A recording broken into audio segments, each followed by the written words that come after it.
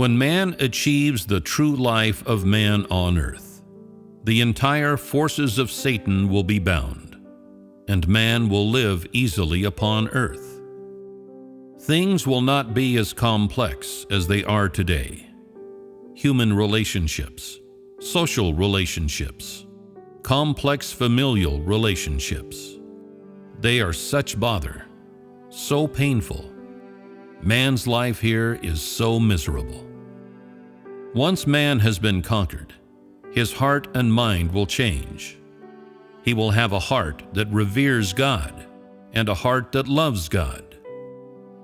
Once all those within the universe who seek to love God have been conquered, which is to say, once Satan has been defeated, and once Satan, all the forces of darkness, has been bound, then man's life on earth will be untroubled, and he will be able to live freely upon earth.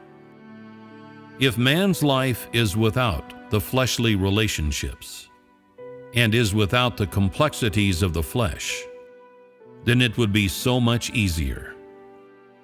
Man's relationships of the flesh are too complex, and for man to have such things is proof that he has yet to free himself of the influence of Satan.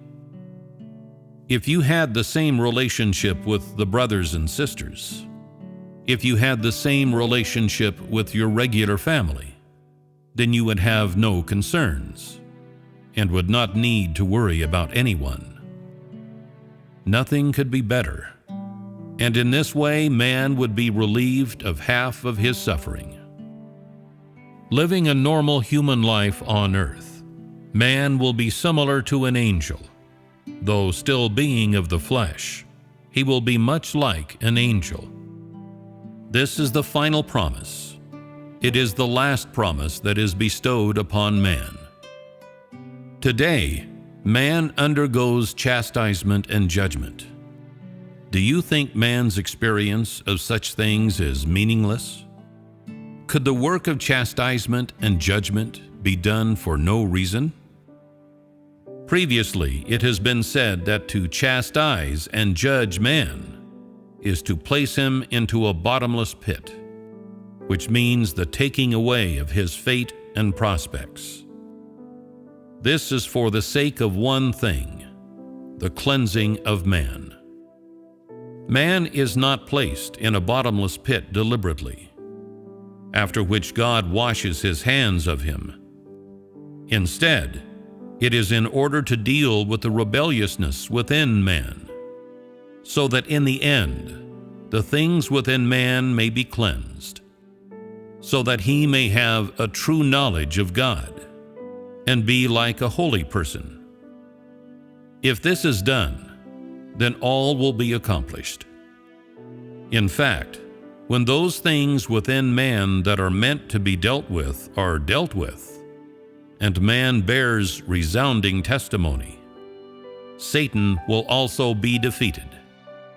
And even though there may be a few of those things which are originally within man that are not completely cleansed, once Satan is defeated, it will no longer cause trouble, and at that time man will have been completely cleansed. Man has never experienced such a life, but when Satan is defeated, all will be settled, and those trifling things within man will all be solved. All other troubles will end once that main problem has been solved. During this incarnation of God on earth, when he personally does his work among man, all the work he does is in order to defeat Satan, and he will defeat Satan through the conquest of man and making you complete. When you bear resounding testimony, this, too, will be a mark of Satan's defeat. Man is first conquered and ultimately completely made perfect in order to defeat Satan. In substance, however, along with the defeat of Satan, this is simultaneously the salvation of all mankind from this hollow sea of affliction.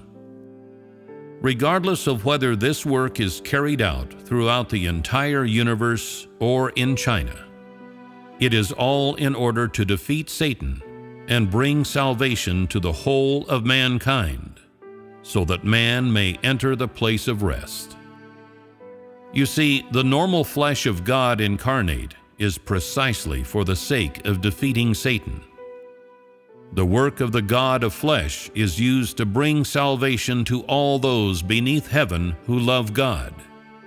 It is for the sake of conquering all mankind, and, moreover, for the sake of defeating Satan. The core of all God's management work is inseparable from the defeat of Satan to bring salvation to all mankind.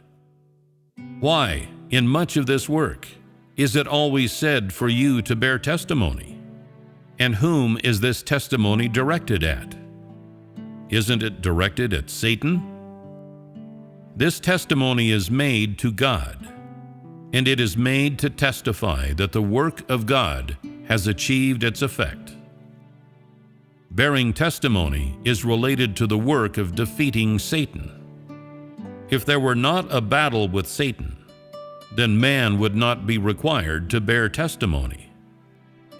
It is because Satan must be defeated that, at the same time as saving man, God requires that man bear testimony to him before Satan, which he uses to save man and do battle with Satan. As a result, man is both the object of salvation and a tool in the defeat of Satan. And so man is at the core of the work of God's entire management, and Satan is merely the object of destruction, the enemy. You may feel that you have done nothing, but because of the changes in your disposition, testimony has been born, and this testimony is directed at Satan and is not made to man. Man is not fit to enjoy such a testimony. How could he understand the work done by God?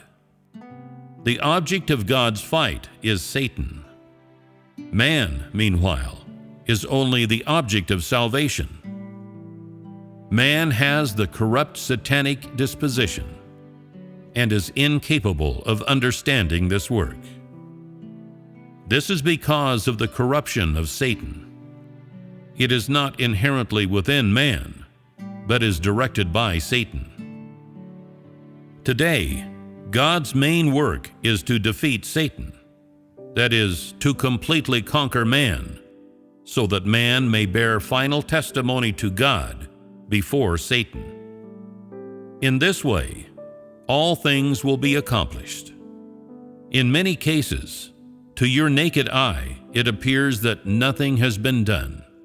But in fact, the work has already been completed. Man requires that all the work of completion be visible. Yet without making it visible to you, I have completed my work, for Satan has submitted, which means that it has been utterly defeated, that all of God's wisdom, power, and authority have vanquished Satan. This is exactly the testimony that must be borne. And though it has no clear expression in man, though it is not visible to the naked eye, Satan has already been defeated. The entirety of this work is directed against Satan and carried out because of the battle with Satan. And so there are many things that man does not see as having been successful, but which, in God's eyes, were successful long ago. This is one of the inner truths of all God's work.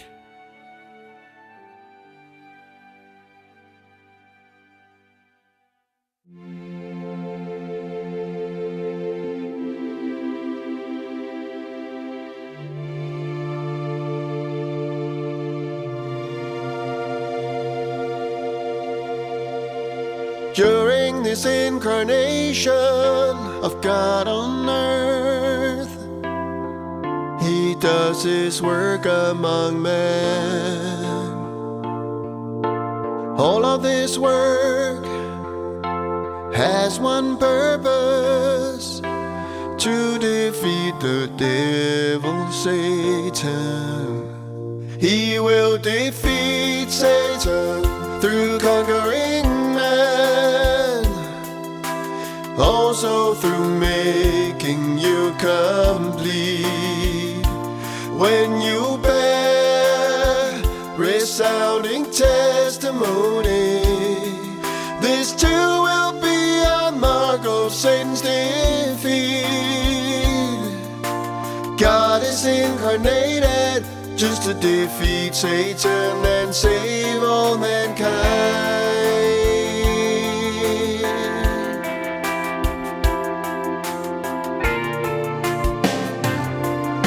In order for Satan to be defeated, man is first conquered, then made complete.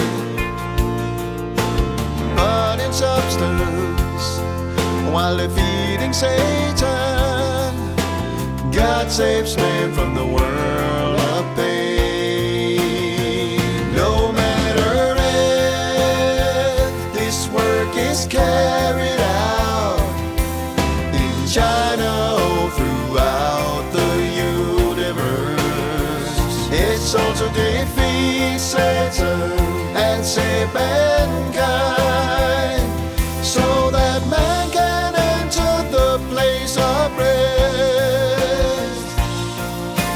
God is incarnated just to defeat Satan and save all mankind.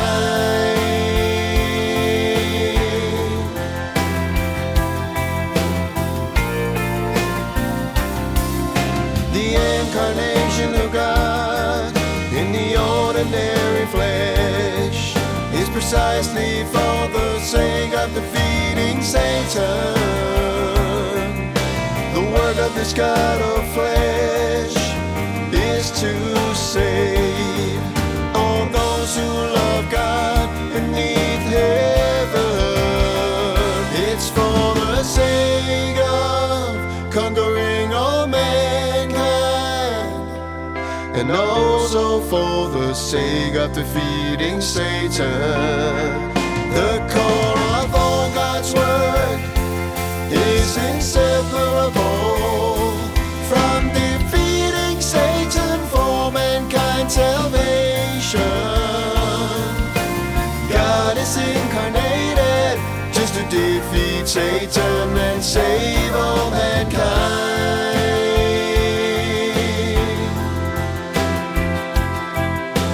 God is incarnated just to defeat Satan and save all mankind.